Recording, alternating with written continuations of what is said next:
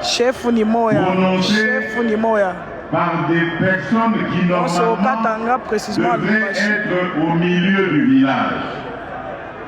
Je suis très inquiet.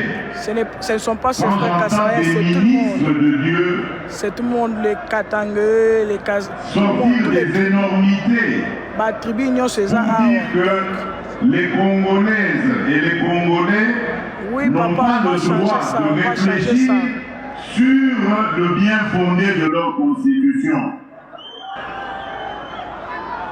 Quel est ce peuple qui n'a pas le droit de se remettre à un moment donné de sa vie en question et de redéfinir ses orientations? Tapoter. Ce que j'ai dit à Kisangani n'avait absolument aucun lien avec un quelconque troisième mandat.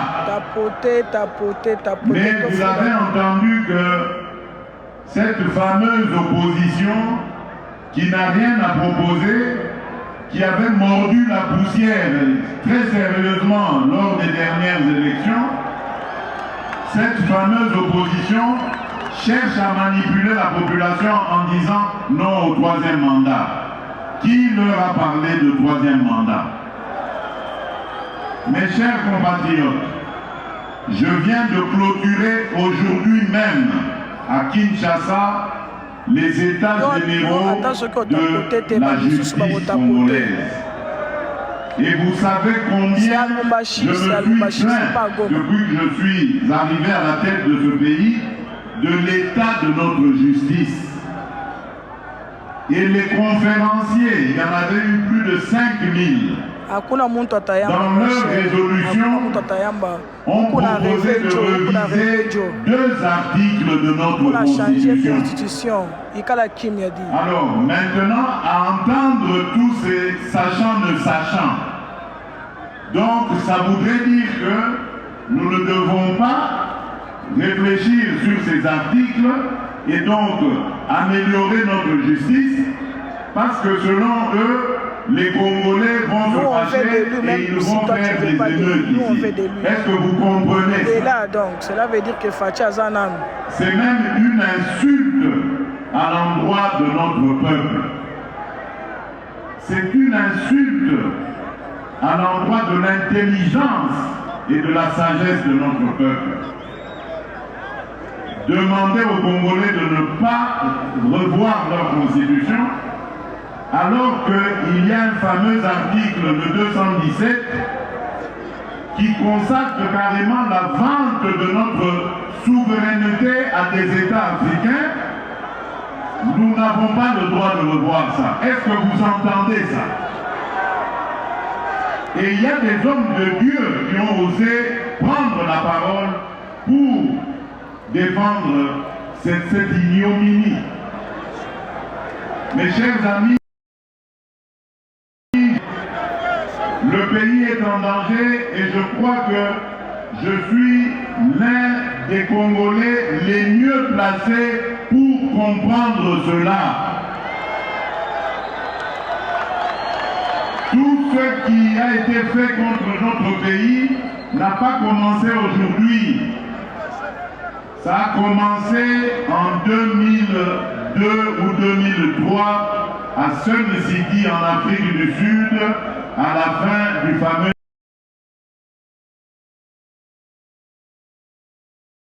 dialogue, on a apporté cette fameuse de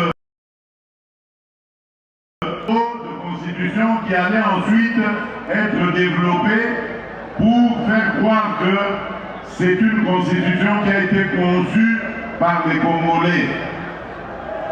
Il y a des pièges dans cette constitution. Et les guerres qui s'en sont suivies, la fameuse guerre du CNDP, la guerre du M23 d'hier et d'aujourd'hui, rentrent dans ce cadre de ce que vous avez vu dans cette constitution à l'article 217.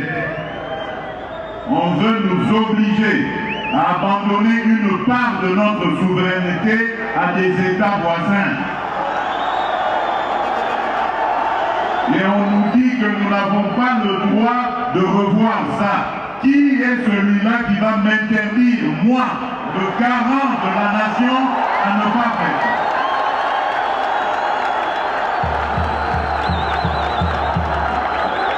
Je vous confirme encore ce que j'avais dit à Kisangani.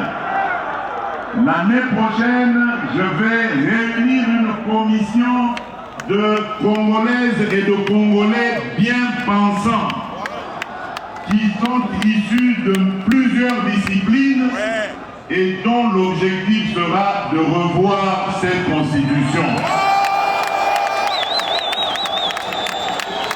Leurs propositions vous seront présentées à vous, peuple congolais, d'abord à travers vos élus, et si cela est nécessaire, nous consulterons la population, le peuple congolais, pour qu'il décide de lui-même s'il doit s'arrêter à la révision ou carrément aller au changement de la Constitution. Et personne, vous avez entendu, personne ne changera mon avis sur cette question. Je ne suis pas venu à la tête du Congo pour m'éterniser au pouvoir et pour faire souffrir mes compatriotes. Jamais.